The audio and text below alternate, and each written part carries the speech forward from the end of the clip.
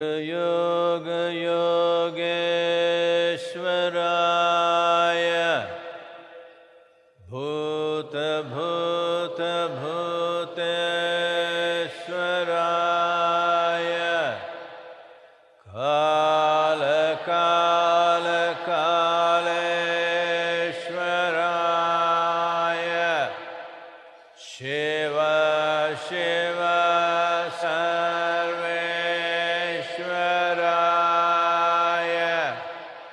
Shambho, Shambho,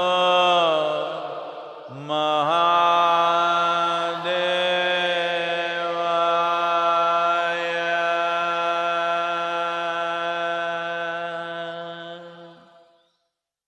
Yoga Yoga Yogeshwaraya Bhuta Bhuta Bhuteshwaraya Kala Kala Kaleshwaraya Shiva Shiva Sarveshwaraya Shambho Shambho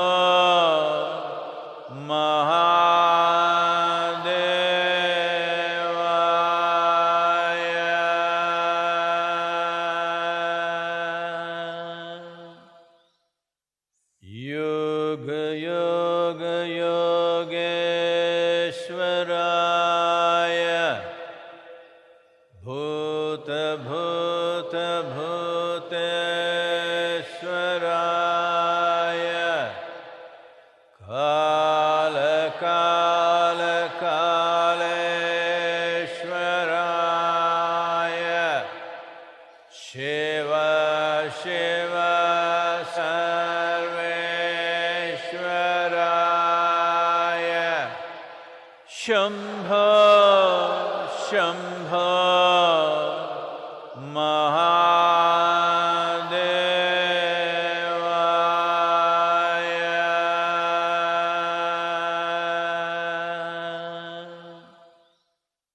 Yoga Yoga Yogeshwaraya Bhuta Bhuta Bhuteshwaraya Kala Kala Kale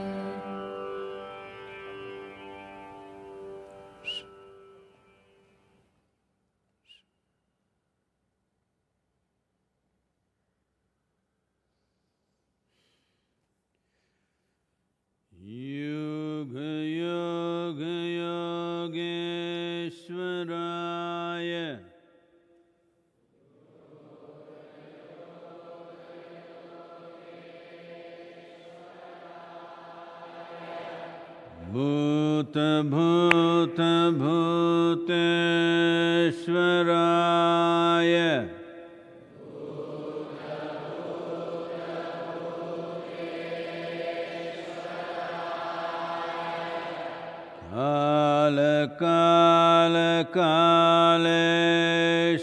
kala-kala-kaleshwaraya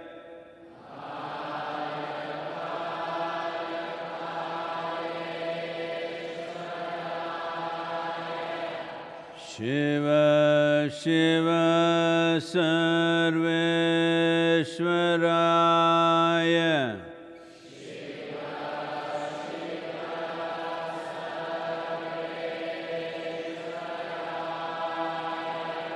Shambho Shambho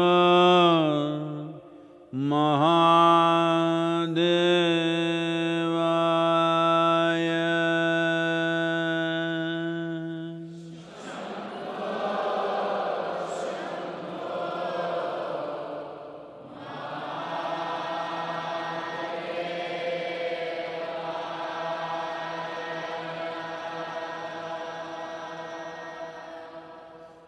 Yoga Yoga Yogeshwaraya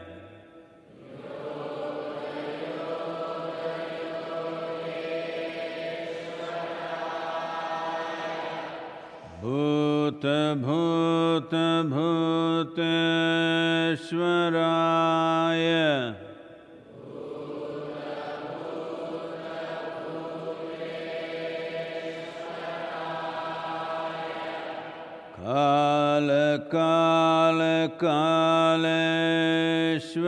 Kala-kala-kaleshwaraya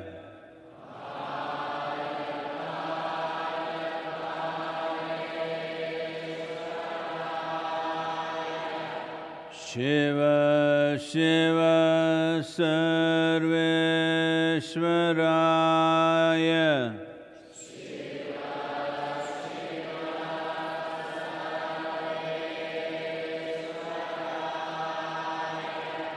Shambho Shambho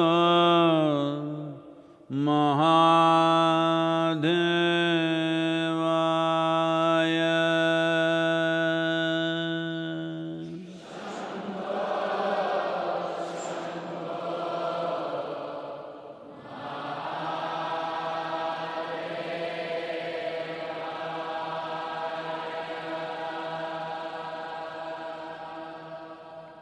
Yoga Yoga Yogeshwaraya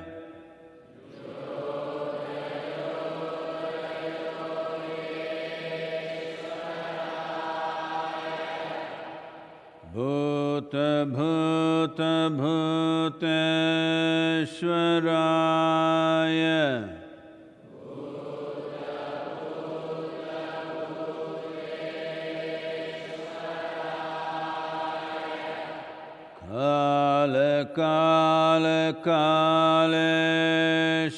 Kala-kala-kaleshwaraya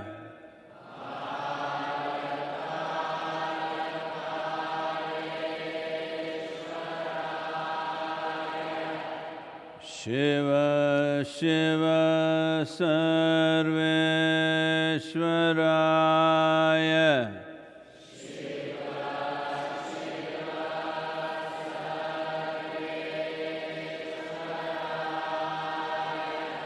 Shambho Shambho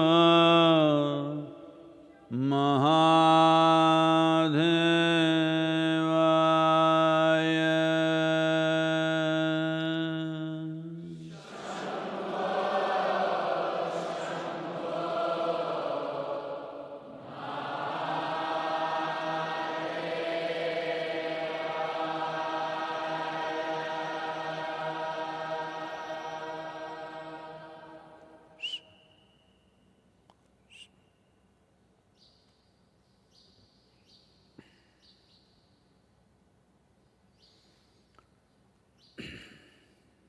Namaskaram. Namaskaram to everyone. Well, the last week has been In many ways, whatever expectations and plans people were having, once again, it's been smashed because the world has crossed 10 million mark of tested positives. Total death toll has crossed 500,000. 2.6 million cases in United States alone, with 130,000 deaths or more. India has crossed 500,000 cases, over 16,000 deaths in the last 24 hours, 20,000 positives. In the 5 major cities in India, it is surging up with the relaxation. Once again, states are going back into severe lockdown mode because the relaxation has worked against the whole process. Well, as I think earlier also I have said, the administrations have done what they could do. The doctors, the medical staff, the police and other administrative staff trying to enforce this, I think in many ways they're reaching towards exhaustion and frustration because ordinary citizens, though most of them have behaved responsibly, a certain percentage of them everywhere in the world are they're God's children, what to do?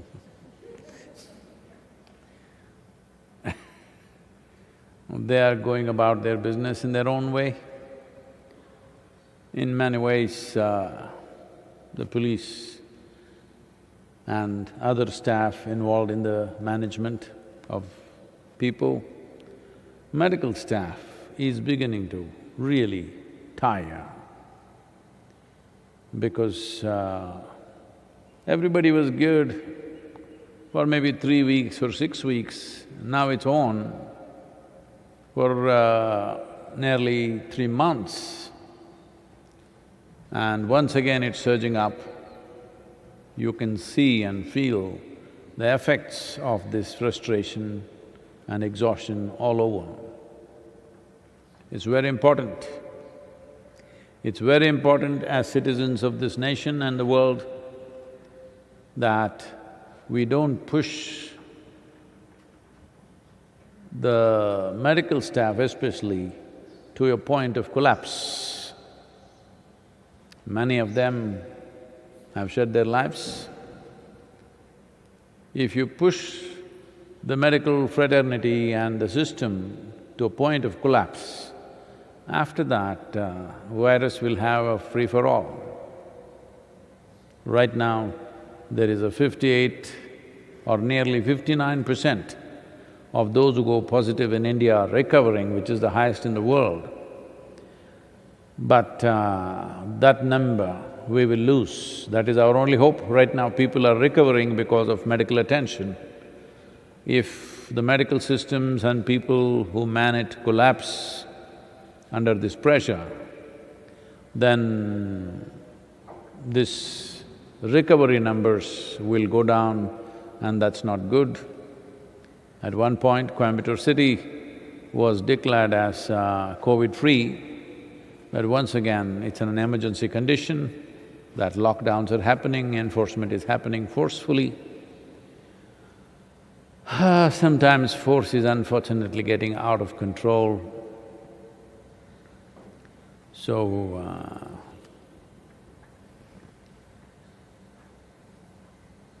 WHO and other agencies are talking about a mental illness pandemic, as if the virus pandemic was not good enough. Now people are causing mental illness pandemic, it's growing. People are getting mentally frustrated, sick and fearful, loss of livelihoods, loss of businesses. If things close for 5 to 6 months or more, then a whole lot of people know what happens to them. All this is causing an enormous amount of turmoil, as if that was not enough. In India, we have a little bit of a war-like situation going on. So, every citizen, whichever country you are, wherever you are lucky you are not administering your nation at a time like this.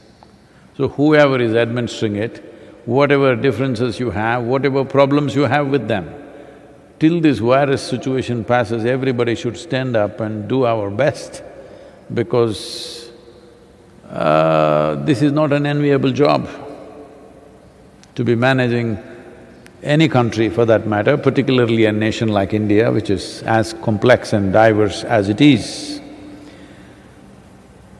I think largely it is in the hands of the citizens now, how responsibly we behave. Well, I've been in continuous webinars, almost 1 or 2 per day, and this question is coming back again and again. That's what I'm telling them, see, I'm using all the people who are here at the yoga center and saying, see, suppose I give an instruction to everybody here, 14 days, just stay in your room, close your eyes and sit, we'll provide you food. They will all sit. If we could do to the whole world such an instruction and they would follow, the entire pandemic would be over in fortnight. But unfortunately, that's not possible. People can't sit in one place. So essentially, it's human compulsiveness which is taking the virus places. You tell them don't go here, they will go there. Tell them don't do this, they will do that. And many people are saying that whole virus is fake information. Don't laugh, it's a big movement by itself. It is all fake, made up by somebody, whatever, for whatever reasons. I wish it was fake. They're also on the social media attacking me. He is supporting this fake virus, he's creating fear among people. Well, every society has a right to produce a certain number of nutcases.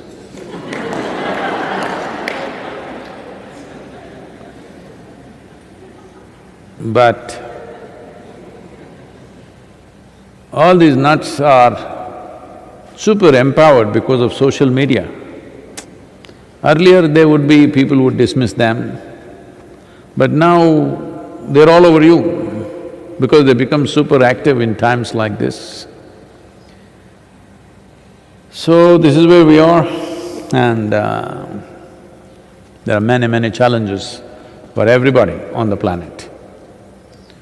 For the administrations, for the big businesses, for the small businesses, for the employees, for the labor, for institutions, for everybody there is a massive challenge. Challenges are times when we should rise. But unfortunately, challenging times are the times when people sink, a whole lot of them.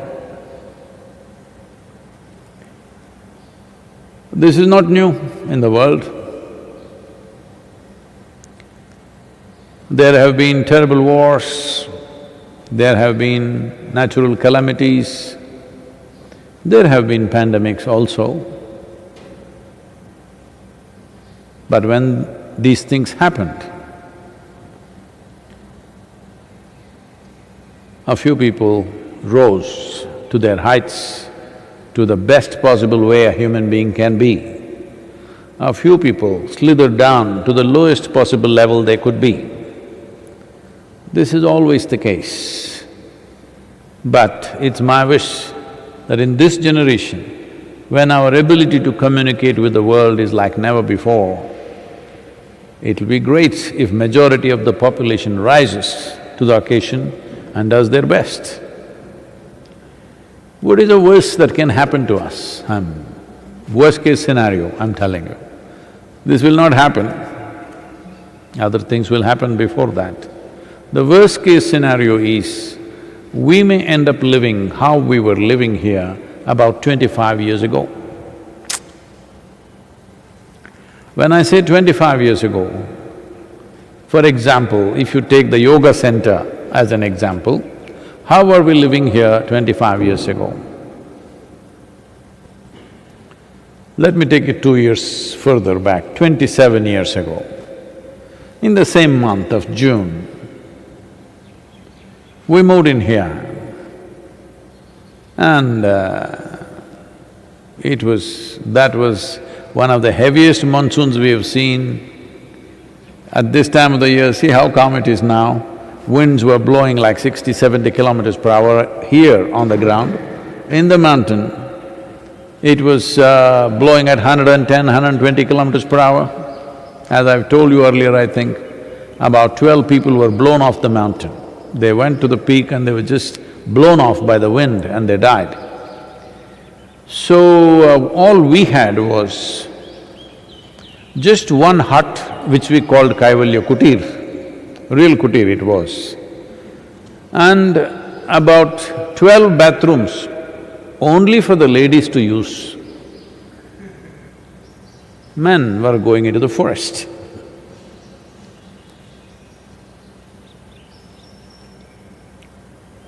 Well, still we very blissfully did our sadhana and everything. One night, I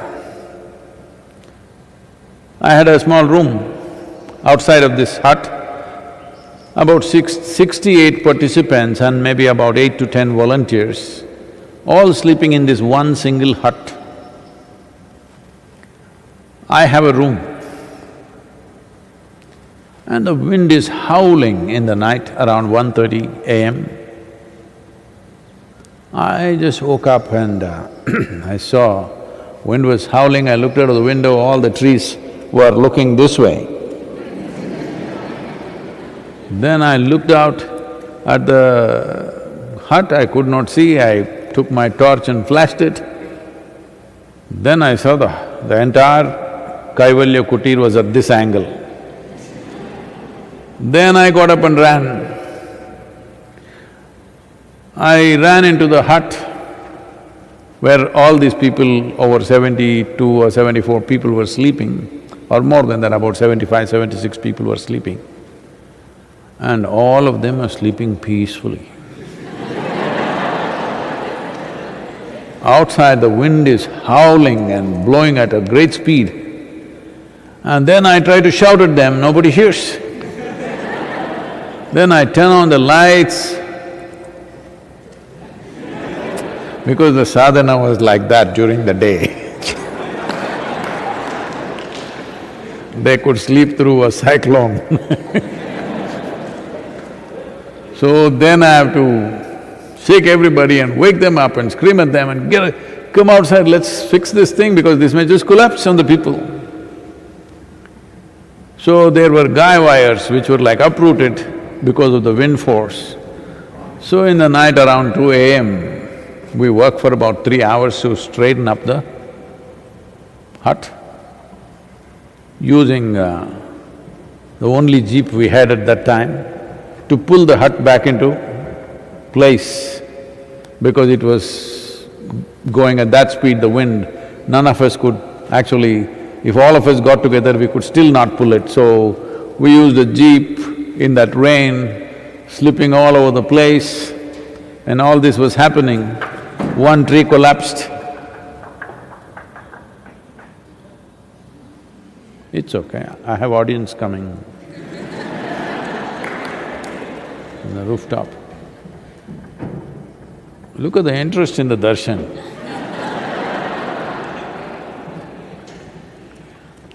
But those of you who are not here, the monkeys are on the roof.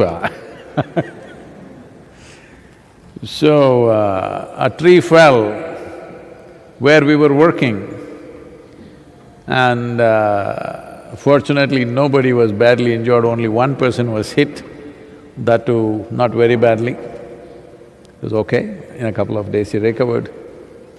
Then we knew next day we couldn't stay there in that hut because it was precariously balanced. So we had to do some structural changes, but we didn't want to stop the sadhana. So we went up the mountain where there are a few small caves which could barely accommodate about 8 to 10 people. It was pouring rain day and night. 3 days we stayed there. Every day morning 5:30, Guru Puja, sadhana, entire day class. Well, you couldn't speak much because it was howling, the winds and raining. But the sadhana was kept up, no one flat place, everybody sitting in all kinds of places. Only thing we had to eat was, we were just frying green gram and eating for these 3 days. But everything went on. So that's how it was 27 years ago. So, suppose we have to live like that again on green gram, fried green gram. Are you on, I'm asking? Yes. Everything should go on, not sit and cry green gram, green gram. So I'm saying, everybody, wherever you are, 15 years ago or 20 years ago, nothing was wrong with your life. Well, since then everybody in the world has much more than what they had at that time, everybody. Almost without exception, maybe a few unfortunate societies have gone back because of war and tragedies that have happened. Otherwise, generally almost everybody is having much more than they had 20 years ago. But 20 years ago we were all fine. And suppose it goes to that point, this is the worst case scenario. Suppose that happens, why can't we still live joyfully? It's almost like our life was wound back 20 years, now we have a new opportunity to once again create this 20 years in a more sensible and ecologically sensitive and in every other way humanly sensitive ways that we can do things.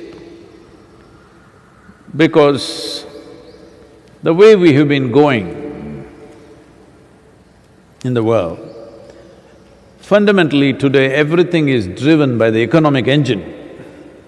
Everybody is only talking economy because that's all that seems to matter. The way we've been driving this economic engine, if you really look at it, the engine is on, roaring, full on, providing more and more and more things to everybody. But if you look at it carefully, nobody has the steering wheel. You have a vehicle which is roaring at full speed, but nobody has the steering wheel. This has been the case of human development for a long time, particularly in the last 25 to 50 years. We don't know where we are going, but we are going, that's all we know. In many ways, if you look at it, we are driving this vehicle like there is no next generation on this planet. We are the last. So in a way, I know people will hate me for this. I am not saying there are no troubles, not just for you, for everybody there is trouble. For everybody there are serious challenges. Everybody will have to adjust their lives in so many different ways. My only concern is that nobody should starve. If people are well-nourished, rest is okay. Instead of having 20 pieces of clothing, you have 2. What's the big problem? Actually, you need only 1 to wear. All right, when things were doing well, we did many things. If it is not so, we'll roll back. This doesn't mean to say we have to become miserable or lose our mental balance and suffer the rest of our lives. No such thing. This means we have surrendered to a microorganism. That's the most horrible thing you can do to human nature. So, wherever you are, whatever you are, this is the time for you to rise and show what are you made of. With what little that may be there at the end of this pandemic, Openly now, till now there was hide and seek, now openly they are saying, it is hallucinatory to think that there will be a vaccine at the end of this year. Openly, they are saying this. It is very,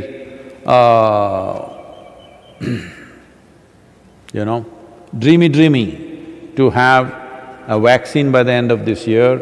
If it comes, it may come sometime around this time next year. And first, it will be given to all the medical personnel, and then like this, whoever is more exposed to them, it'll be given, slowly it'll come.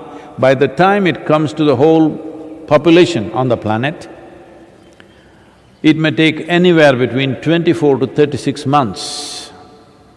Even if you go at full production of vaccine and try to vaccinate everybody on the planet, it'll take that much time if it happens super efficiently. So, 24 to 36 months, or even if it is 12 months, 12 months means lot of things will naturally shrink and shrivel in terms of our activity. Only thing is, we as human beings should not shrink and shrivel. It is very important, every nation, India is doing the right thing, focusing on agriculture. Every nation should do this, focus on agriculture, ensure there is substantial amount of food everywhere. Somebody may not have the money to buy it doesn't matter, we can just give them the food to eat. There must be enough food on the planet, this is the most vital thing.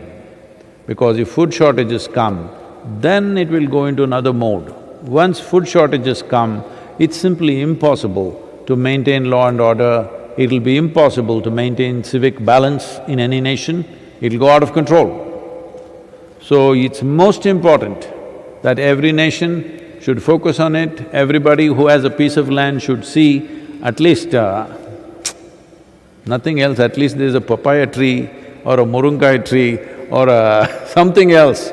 Everybody should see how there is enough food on the planet, particularly governments in their policy and in their focus, because now going to the Mars is not the most important thing. Yes, we need to understand, because wanting to be ahead of somebody, satellites are being shot off, It's very, very important that everybody conserve, step back a little bit, ensure people don't die of starvation on this planet in our generation. This much we must take care. Rest of it, if it rolls back, it's all right. Instead of driving a car, we'll cycle. Bonus is health. If you cycle, bonus is health and you will look slim and trim. Yes, what you always wanted, which did not happen by driving the car, can happen, or you walk to your office, or you walk wherever, or you dig your garden and plant something, things will work. I'm saying, when things do not go as we expected them to go, it does not mean a disaster has happened. There is no disaster if you ask me. Unfortunately, nearly over 500,000 people have lost their life and many people have lost their loved ones, that is a disaster. But the virus itself is not a disaster. If human beings are conscious, we can handle this. If we address this responsibly and consciously, human societies are capable of handling this. It's still, so many people are not getting the point. That's the whole problem. And nations are not getting the point, trying to take advantage of each other. If we get this point, we can easily handle it. As humanity, we can handle it. As individual people, as communities, as nations, if one against the other, well, it will become a real disaster in terms of fatalities. But as a humanity, if we come together, this is not much of a challenge. We can easily contain it. Economy will roll back a little bit, but as long as there is food on the planet, sufficient food for all the people on this planet, we shouldn't really break our heads on economy. Economy is a problem when this guy is getting rich and I'm getting poor. Now all of us came down a little bit. It's not a big deal, I'm saying. It's not a big deal. Maybe nations will pass laws and regulations to balance it a little bit in the near future, it may happen. It's going to be difficult. But difficulty is not necessarily a disaster. You can make it into a disaster. If you become fearful, if you become frustrated, if you drive yourself into mental instability, or unfortunately many people are on the verge of suicide or some have committed suicide, if you drive in that direction, it'll become a disaster. Otherwise, from 2 meals, suppose we come down to 1 meal, can we still go on joyfully? Say, I am 1 meal and I'm fine now. Well, it'll be little hard initially. We will eat fried gram. We'll do something. But I'm saying, difficulty is not necessarily a disaster. Only if you're completely bereft of any joy and love in your heart, then it becomes a disaster. Otherwise, difficult times come.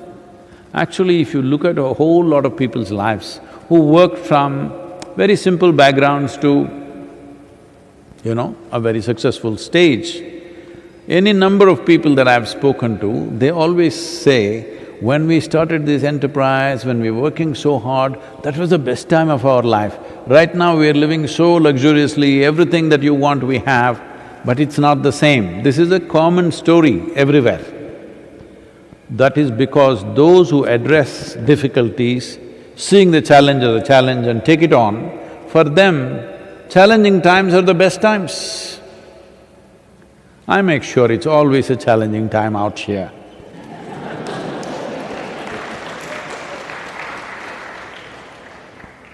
Yes, it's very important. Otherwise, when awake, people will sleep. We are looking at how to produce a generation of people who will be awake even when they're asleep. That's my goal. But now most people are asleep when they're awake, suddenly little difficulty comes and they're now awake and they find it shocking. Nothing, difficulties are okay. Let us not transform difficulties into disasters. Disaster can only happen because of human attitude towards the difficulty. Difficulty by itself is not a disaster. Every year, we were trekking, this year they've cancelled the Kailash trek because whatever is happening between two nations.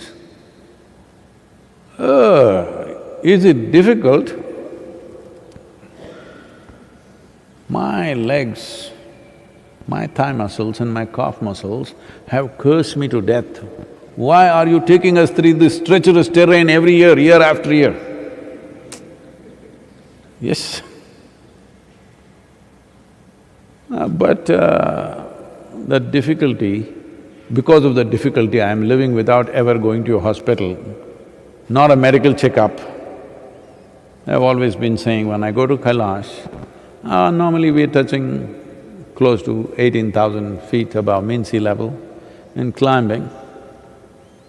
If I fail the test, you can bury me there, that's it.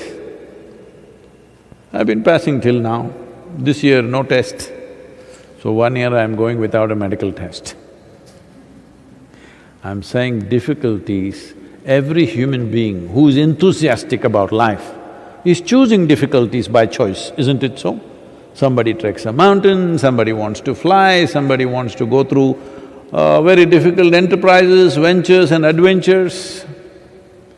Because if you are full of life, you naturally choose something difficult and dangerous. If you have no life, then you will only choose comfort. Now this has become the thing, everybody talking about their comfort zone. It's a death zone.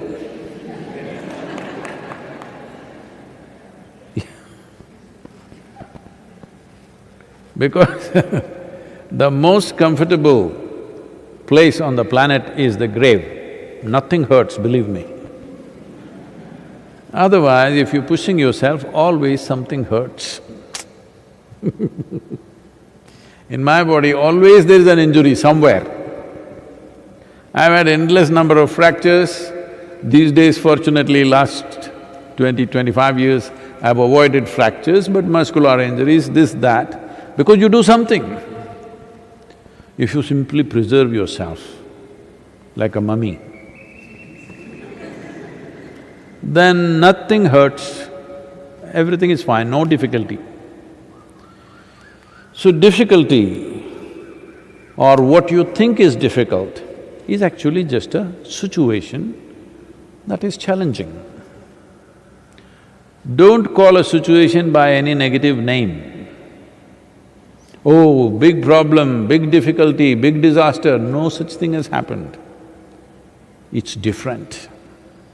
It's different from this… In the last 4 months, life has become very different from the way you have known it. People are going through all kinds of things. So many people that I know, their parents are dying somewhere, they cannot go. They're not even able to attend the last rites of their parents. They're not able to go support them because they're in a COVID hospital. Travel ban, you cannot travel. They're dead, you don't even see the body, you cannot conduct the last rituals. It's just done by the government, we don't know what they're doing. So I'm saying it's difficult. It's not easy, it's difficult. But I want you to know, most people who've been committed to doing something significant in their life have always chosen these kind of difficulties. Yes. When… there are any number of examples, you think a Mahatma Gandhi or a Martin Luther King or anybody else in the past who've done anything significant, they went back to bury their loved ones, you think so? Did not happen. Because in those days, there was no way to fly back anywhere. If you go somewhere, you got the news after 3 months. 3 months ago, your mother died, your father died, this is how you got the news. And well, you dealt with it because you know that you're doing something significant enough in your life. If you're not doing anything significant in your life, then your own emotions and your own attitudes become super significant. In that you will suffer, in that there is a whole lot of mental turmoil, in that you may become mentally sick. Right now, pandemic, the virus pandemic is bad enough. We do not definitely need a mental ailment pandemic. We definitely don't need it. Well, there'll be a whole lot of people who'll argue, how can we avoid it? It just happens. I want you to know it doesn't just happen. You take a wrong direction, you keep going in that way, one day you will hit something. Till you hit, you think you're all right. But it's very easy to know that if you go here like this towards the wall, it's just a question of time before you knock your head on it. There is a doorway, you need to go that way. So, because these directions have not been set, let me give you a simple GPS so that you don't hit walls and rocks with your head. The simple thing is just this. First and foremost thing to understand is, human experience is caused from within, never from outside. The moment I attribute my experience of life right now, I am angry, I am unhappy, I am miserable, or I am joyful, or I am blissful, the moment I ascribe it to something or somebody, well, you're going towards mental disruption. When it's going to happen, how resilient you are, how resilient are you, or how fragile are you, will determine how quickly this disaster will happen to you. But you're heading for a disaster. then how many people are vulnerable for a disaster? Unfortunately, too many. It is just that they have not yet faced situations which will push them in that direction very rapidly. Now if this pandemic lasts for long enough, disrupting our lives, our economic structures, our family structures, we may lose people that we love in our lives. When these things happen, they will be rapidly pushed to the wall. But if this one thing you understand, always, it doesn't matter, somebody is born, somebody died, this happened, that happened, you lost your limb or about to lose your life. Even if that happens, if you know human experience, no matter what, joy or misery, agony or ecstasy, pain or pleasure, is all caused from within, you have a handle on what is the experience of your life. Once you have this handle in your hands, then you determine the nature of your experience. Once you are determining the nature of your experience, you will make sure it will pleasant. It is pleasant, especially if the outside has become very unpleasant because of the challenges that life is throwing at us. It's all the more important that I keep my interiority very pleasant. This much responsibility everybody must take. We have a substantial problem in the country and in the world. You don't stand up and create your own freaky problems. Please take care of this, every citizen of this country and wherever else you are. This much you must take care. At a time like this, when humanity is being challenged, this is not the time for you becoming a volcano of problems. We'll give you another time for that. If you must freak, I'm saying. Please. This question is from Decent Divan. Whoa. Respected Guruji, I am a Buddhist and a Vipassana practitioner. I have a question which I have asked many Vipassana teachers and other gurus, but everybody said that no one can answer this.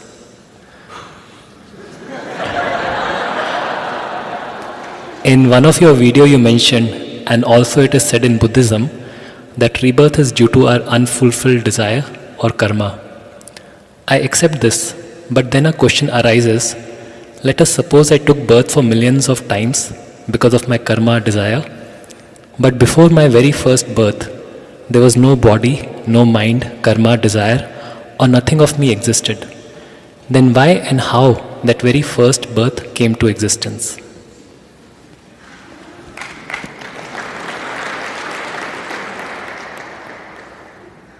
Now, even I'm wondering about that about you.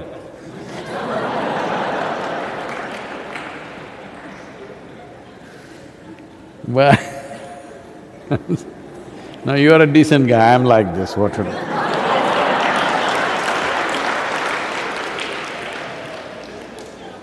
Let's take that question further back. It's not just about your birth. Well, in the yogic culture, there are theories which are explained in the form of dialectical stories, how Shiva was like Shava.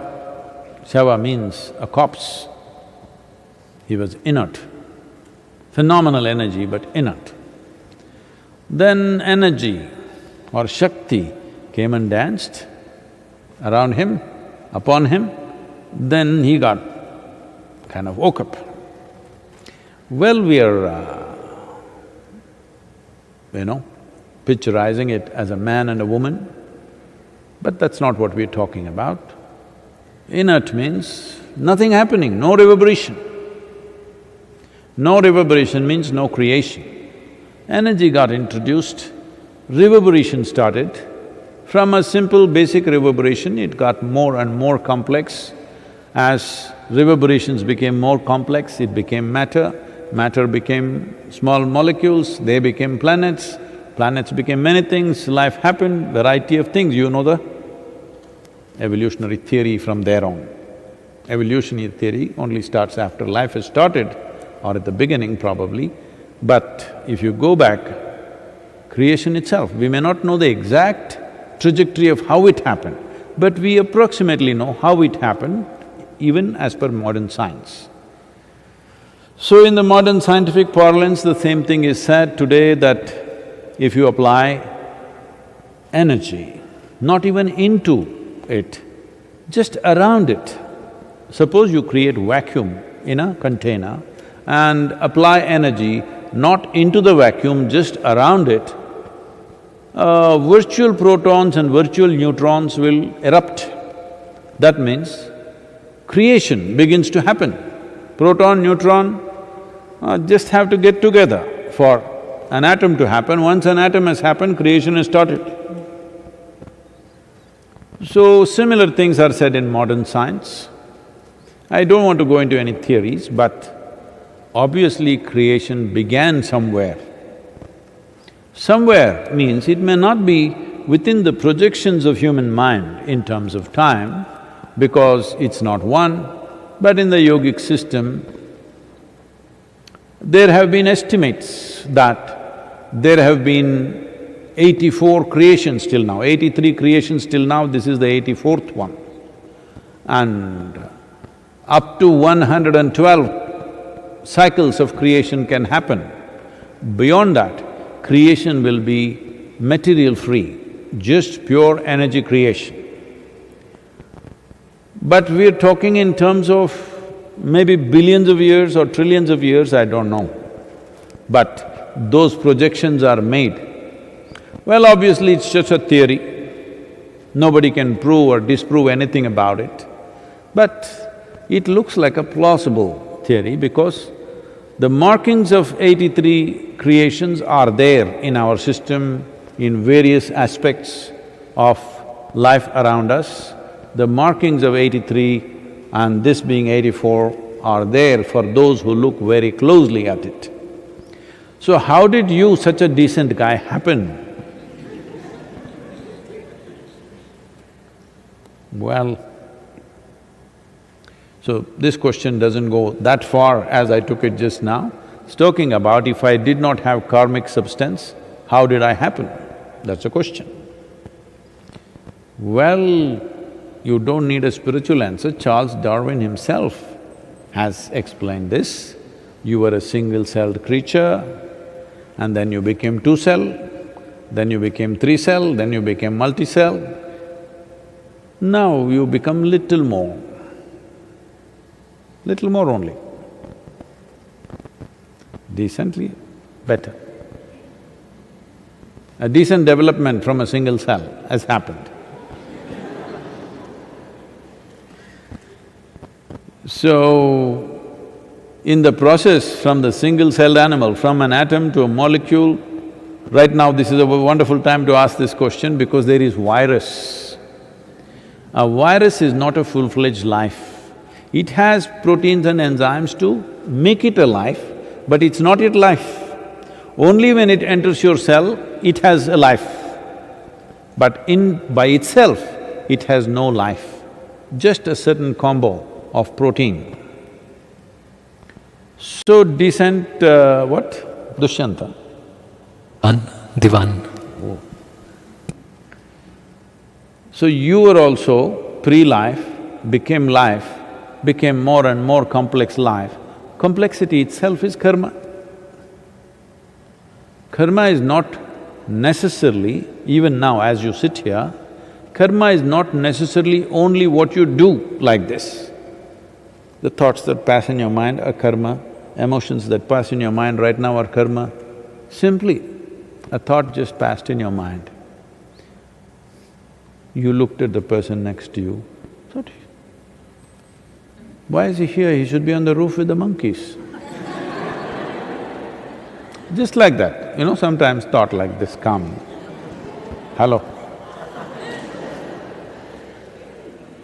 So this karma just happened inadvertently, not caused by you, caused by the monkeys dancing on the roof.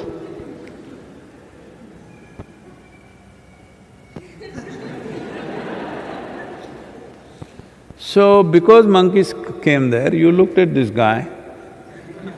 At a certain angle, he looked a certain way to you. Maybe it's the lighting, maybe it's the way he sat, maybe something, and a thought came and went. Now you performed a karma. That somewhere you look at another human being and you think he's a monkey. Now this won't stop here, you understand? Now you looked at him and thought you're a monkey. Tomorrow we changed your department and you're in the monkey department. Oh my God, I have to work with this monkey today. It will continue. And if suppose the situations are placed like that, he is in charge of the department, you have to work under him. Do I have to be instructed by a monkey like this? It will grow. And this is how you became a racist. All right? Because initially it's just a passing thought.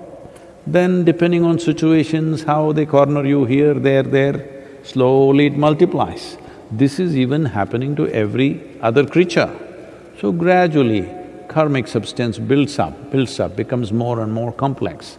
Well, clearly, evolutionary sciences are telling us the initial human beings were very simple, half-bent human beings, very small brain, they couldn't think much, they just survived like any other creature. Everybody knows that, right? So from there you built your karma. I don't know why nobody could answer this question for you, everybody knows this. Maybe they thought you are not worth answering. Because I am such a fool, I don't think anybody is not worth answering, because I don't think any question is not worth answering. I'm taking all kinds of idiotic questions from all over the world. So, this is also because maybe you have some conclusion of your own, it's not really a question, you're testing everybody with your question, so they might have said, this happened. A committed, marijuana is legal in many states in United States. So the man who is committed to this, because a lot of people are approaching it like a philosophy. It is not just a compulsion that they have, it's a philosophy. We smoke, so we are superior to you. Yes. There is something called as endocannabinoids that you can generate within your own body. That means whatever the cannabis does, you can do it in your brain and your body. That is why cannabis receptors are there. Because you are a malfunctioning system, you're not able to generate your own thing. See, right now, suppose you are not able to secrete enough thyroid juices, then they will put thyroid into your system. You're not able to produce enough hormones in your system, they will put hormone into your system. You're not able to produce enough insulin in your system, they put insulin into your system. Similarly, because for some reason you are a malfunctioning machine, that you are not able to produce your endocannabinoids and be blissed out, you're putting from outside. But the difference between endocannabinoids that you generate and you're blissed, and outside one also may cause some bliss, but it also causes certain dislocation of your intelligence. Never before has it happened that someone who is blissed out because of his meditative nature ever leapt off a mountain and thought he is going to fly. But many smokers and LSD takers and drug takers have done this. So, this committed, in US these days they're calling themselves stoners. Back to Stone Age. I am also stoned, but not a stoner, just stoned. So, he called the fire brigade and said, "My house is on fire, just come quickly." "How do I get there?" the fireman asked. "Come on, get into the big red truck and get here."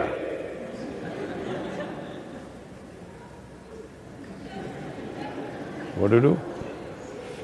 What to do? So right now, you're wasting your time very indecently. because these are all questions of the vain. Because mainly your questioning is towards whoever those… I don't know who are those people that you ask questions. In some way you want to make a fool out of them. That's all you're interested in. You're not interested in knowing anything about yourself. You're not interested in having tools for your transformation or growth. You said you went for vipassana. Vipassana means no questions.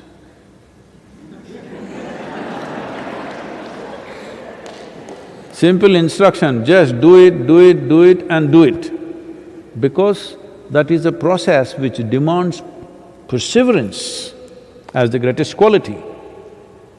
Gautama taught vipassana to large groups of people because there was no time to prepare them. He was every day moving from village to village, town to town, no time to bring understanding into those people.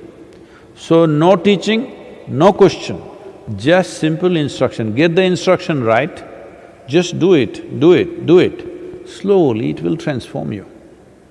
It's a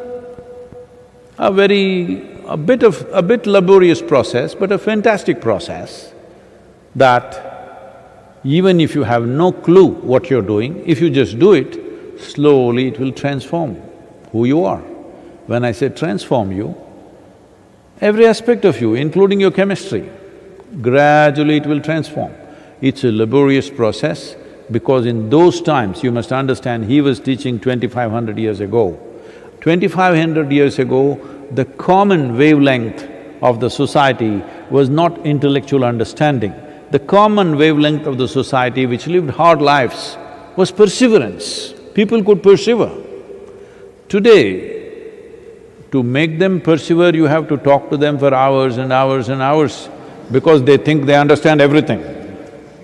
Those days, people had no such problems. They knew that they don't understand. So you had to just you had to just instruct them and say, do it. And those were good times for the gurus. Because if you give an instruction and say, you must do it, you just do it. You know, my mother, some yogi in Nandi Hills, once we went to Nandi Hills and she showed me the cave where she was initiated.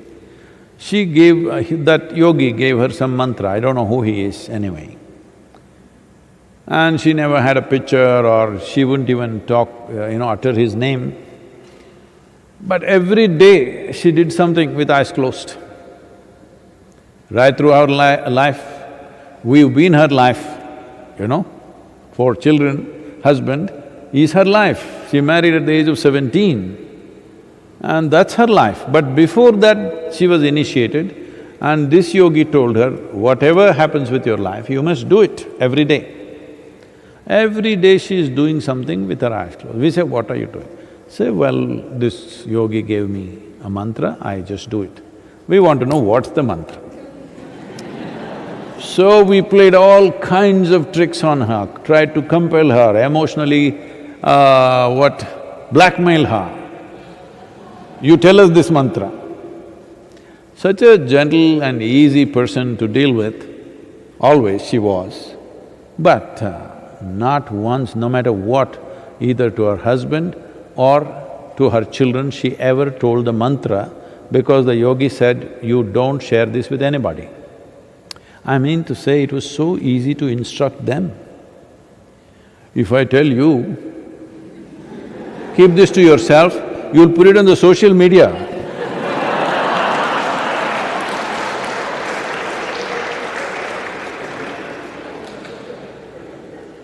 So, because giving instruction was very effective and simple in the previous generations, especially 2,500 years ago, Gautama chose this path.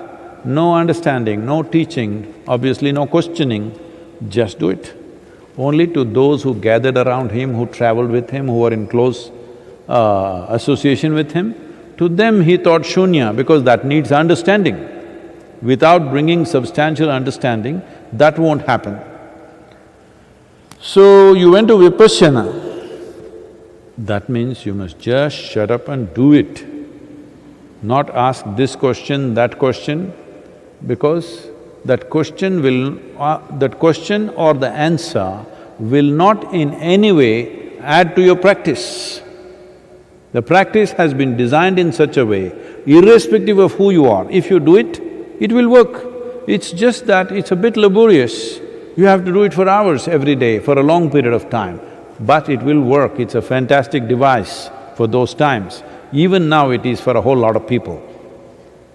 So, don't waste your time. The decent thing for you to do is, if you're here, I don't know where you are, if you're here, take instructions and just do it. Otherwise, stick to the vipassana and do it, one way or the other. Take one forward step. Rather than standing in the same place and looking all over the place, it won't add to your life in any way. It's just that in foolishness you will think you're smart by gathering these things. Maybe now I have said what I have said, you will go and tell somebody else, you know what Sadhguru said, this is what it is, even he doesn't know.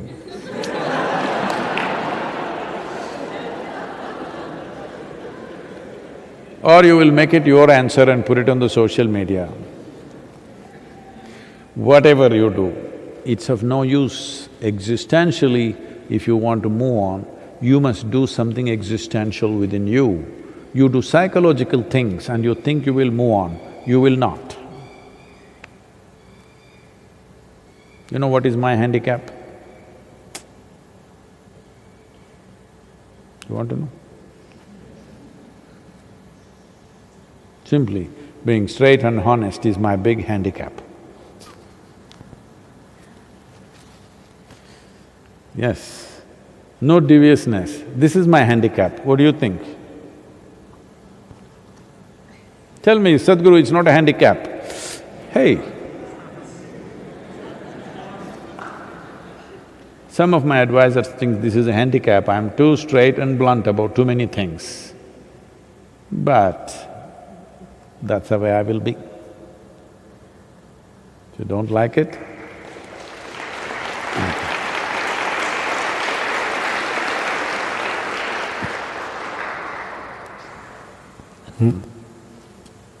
Next question is from Sneha. Namaskaram Sadhguru. I understand the logical explanation of being conscious, but there are moments when I am really compulsive. For example, for certain kind of food, I know I am being compulsive and I need to be conscious, but I am still not able to do it. Is there a mantra which can make me conscious and stop me in those moments?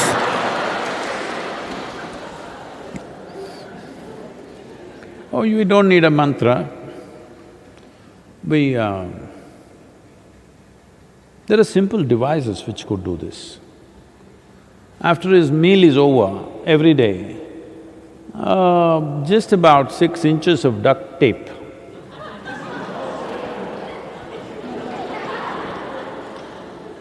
At least with the mask on these days, you must shut up a little bit. Hello? What is that? You have a mask on, you better talk little because you're sounding ridiculous with the mask on. So, for compulsions, mantras won't do. We need some devices.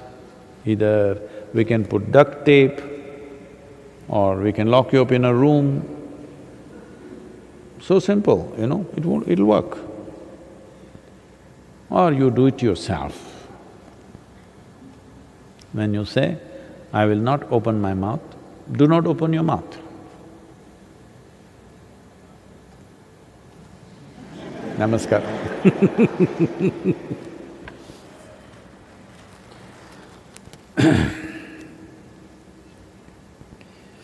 Yoga yoga yogeshwaraya bhuta bhuta bhuteshwaraya kala kala kaleshwaraya Shiva Shiva Sarveshwaraya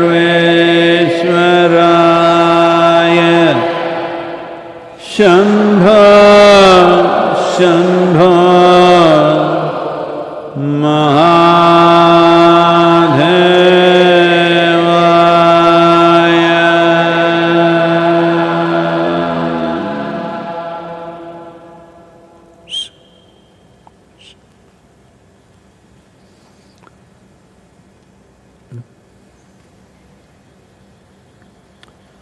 Well, I've said this many times to you,